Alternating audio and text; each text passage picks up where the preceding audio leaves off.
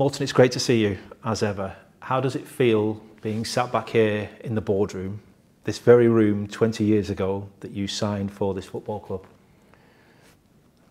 It's a special feeling to go in here. When you see the boardroom sign outside and you're walking in, it's not often you're in this kind of room, so it's a special feeling. A little bit strange because I don't feel it 20 years ago. I feel like it was like yesterday, so it's good memories, but a little bit sad as well in one way, because it's been such a great time over such a long period with playing for the club and as a supporter, and yeah, been over here so many times. I really look forward every time I come back here, and yeah, it's a place I feel like home. 20 years, must have gone by like a blink of an eye. Yeah, I feel like it's yesterday.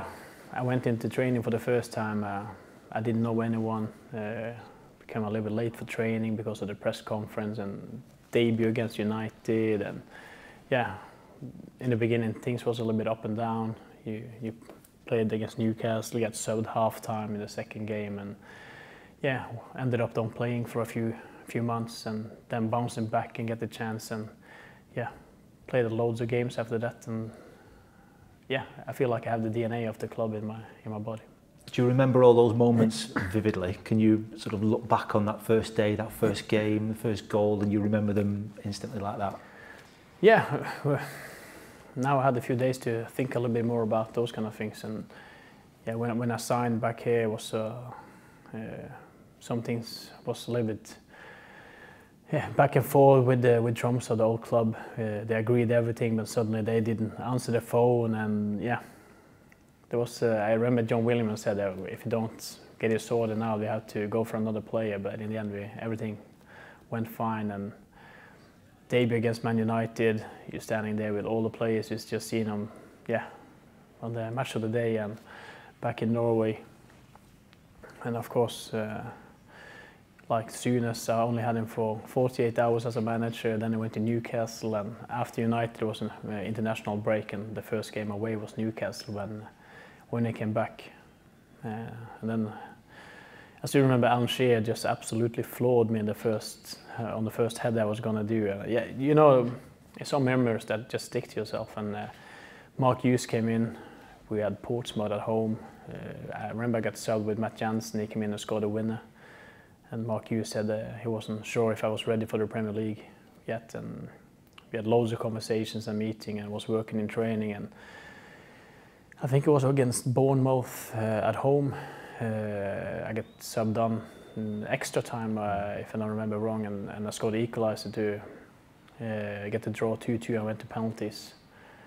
And I still remember my penalty. I just went all in, and I think I hit the crossbar and in or something in the middle of the goal. So I think it was Tuga and Steady that missed, and they actually beat us. So, but after that, I was back in the stand. Didn't play for a while, and Cardiff away when I got the chance. Brett Emerton was sick or something, and I got called on the coach on the way to the stadium. And I think it was Edmund Vinsky that came and said, the boss wants to talk to you, and he said you're starting because Brett was ill. And after that, I never turned back, and I played almost every game after that. And it's good memories. Just funny how those little moments can change a career, change a life. Because if Brett had been fit, if Brett had played, how close were you to actually leaving the club then? There was loads of speculations. There was loads of clubs asking for me in Europe and Scandinavia and Norway, of course. But I always stick to the plan. I want to be here and fight for my spot. I never gave up. I worked hard in training. I was knocking on Mark Hughes' door every week and said, what do I have to do? Have I improved? And all those kind of things. But I was still happy, smiling every day. So I was living my dream. But of course, as a footballer, you want to play. That's the main thing. And yeah, it's about margins. But I think the most important thing that I was working hard in training, and mentally I was preparing myself that I will get a chance. And Mark Hughes told me, everybody's going to get a chance, including myself. So I was just waiting for the chance, and maybe it was good that it just happened like this. Like I didn't know 2-3 days before. It was just before we arrived at the stadium, I knew we were going to start. And I remember I came along with the goalie and chipped the goalie, and was a few chips. The first goal in the Premier League against Portsmouth was a chip as well. So, yeah, it's about margins. But when you get the margins with you, you have to be ready to handle it. And I think I was ready and did well. That Cardiff goal was important. How much did your life change when you scored the winning goal against Burnley? Well, I think just when I scored, I didn't know how big actually the goal was after the game, or maybe just when I scored, because I never had so many lighters and coins throwing at me when I was sliding in front of the Burnley fans, and so that's one of the goals I've probably seen the most, because it's, you know what it means for the club and the history and rivalry. So it's always nice to beat them, and it's the best feeling ever. It's the one goal I can do again. That would be the Burnley goal. I was going to ask, would it be that one or Manchester United away, the winner there? I think it will be the Burnley goal, but of course the Manchester United one is very special as well. But I think we haven't won it for like, was it 56 years? So I don't remember the exact number, but I still remember we went there. We said we're going for it, and it was a good game. It was an open game. I think most of the teams were scared of Manchester United when you go into Old Trafford. In that area, they were dominant, in Europe and the world. So yeah, it's a great memory. One of the best memories as well when you see the replay when Michael Gray, I think, I missed the goal when he put his hands to his head and before he realised I actually scored. So yeah. How do you sum it up, all the years that you spent at this football club, all the games that you played? Did you know at the time how special this place was going to be in your life and your career, or is it only when it comes to an end that you perhaps really fully appreciate it? You never know, that's the thing. Football is quite harsh sometimes. It can be margin that goes against you, and you can, or maybe you have to leave the club even you don't want it, and you can have those margins that go with you. Did that happen? Did you have to leave when you didn't want to? When I left, yeah, it was maybe a little bit like that because of some circumstances. But it was hard for me to sign for another English club. So yeah, that's the reason I went to Turkey. And I had offers from other English clubs, but for me it was quite hard actually to say I'm going to leave Blackburn for someone else. And that's why I took the chance to try another adventure, and yeah, very different adventure. I think that's because of the feelings you have for the club, and yeah, all the things that the club gave to me as well. It's not only like I scored some goals and have some good and bad games, but I think the total we were aiming for. We want to be better every time. We want to fight for Europe. At one stage, I think we were 4 points away from Champions League at one season, and there was clubs in for me that like Arsenal, Tottenham, United. But when there were clubs like when we were doing so well, what was the reason to go to Arsenal and Tottenham? Because Tottenham was behind us on that time, and we were fighting for to go maybe push even higher. But at some stage maybe it wasn't possible because of investments and all the things you can't use 50-60 million to buy a player. But I think with the players we had a strong mentality, and we were willing to die for each other. We worked hard, and we know each other's strengths and weaknesses, and we did everything we could to hide them and support them so people could shine. And I think loads of people during that time didn't get the respect they deserve. Of course, football is a team game, and yeah, I really loved it every moment. And it's been good times, it's been bad times, but overall, I'm very happy and pleased to be a part of it. You were always loved by the supporters. What did that mean to you at the time while you were sort of wearing the shirt and playing? But what has it meant to you since as well? Every time you've come back and the reception that you get, the reaction you get.